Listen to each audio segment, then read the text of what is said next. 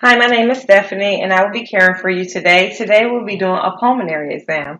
So, at any point during the exam that you may feel uncomfortable, just let me know, and we will figure out something different to make you feel comfortable. Okay? Okay. All right. So first, we're gonna start with the anterior portion of the chest. We're gonna look for symmetry in the work of breathing to make sure that there's no shallow breathing, no labored breathing, that he's not using his intercostal muscles, and right now he's not. No distress is noted in his breathing. He looks to be breathing evenly on both sides without distress. So next, we will palpate for the notice of any trapping or fremitus, tactile fremitus. So by doing so, I will place both hands here and I will have my patient to stay 99, 99, 99, 99, 99, 99, 99.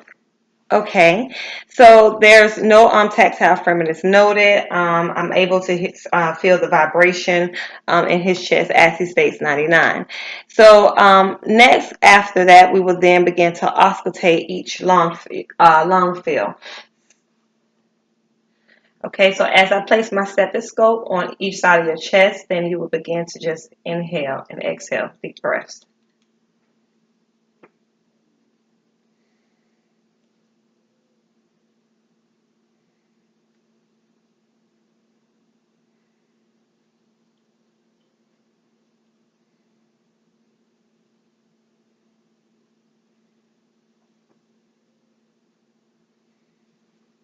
Okay, so just noting that if he were a female, I would ask the female to lift her breast so that I can properly be able to assess her lung field there. The next thing that we would do the posterior portion of the lung fields, and I would do so by asking my patient to turn around. If you could turn that way for me. Okay. So now we're looking for the same thing. We're looking for symmetry. We're looking for work of breathing. We're making sure that there's no distress while he's breathing, that everything looks even, and that he is not having any shallow or labored breathing. And also, if his shirt were up, then we will also just note the skin as well. So next we will do percuss, which I would then, with the percussion, I'm looking for any dull or any resonance in his lung fields. So I will begin at the top, right up under the clavicle collar, and work my way down. And I want to exclude the clavicle, so I will then come here.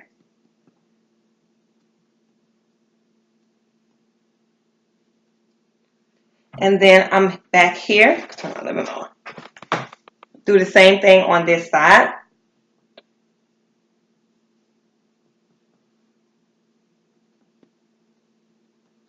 I want to hear a tympanic sound and not a dull sound in each parts of his field.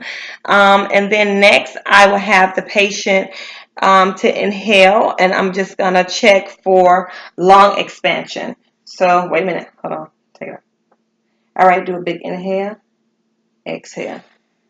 So I have my hand located in like the center of his back, gave it a little pinch. Inhale,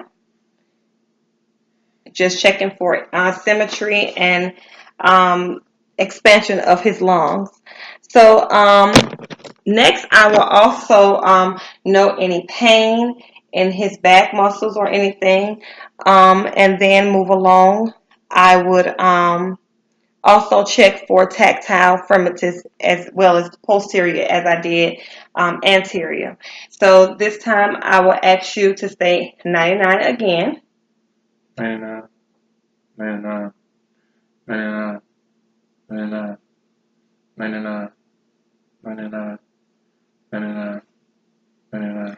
Okay, so I was able to feel the vibration each time that he stated 99 on each side of his lung fields. Lastly, I will begin to auscultate each of the lung sounds, trying to note the sound of his lung, making sure there's no crackles, there's no rhonchi, no wheezing, or any thing of that sort. So I'm listening for vestibular sounds in the long fields and clear sounds as he inhale and exhale. So once I place my stethoscope, I'll ask you to inhale and exhale.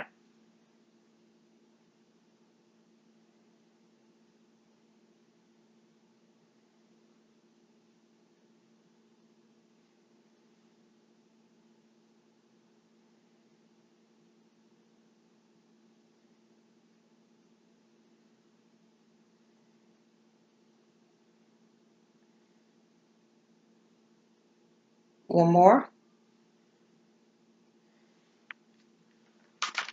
Okay.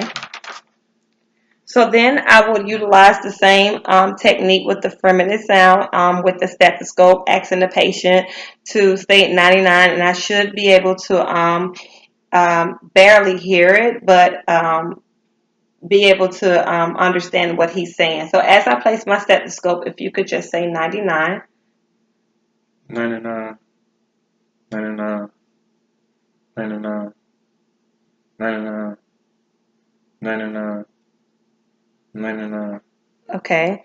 So as I do this, I will go ahead and ask him also to say the letter E once I place the stethoscope.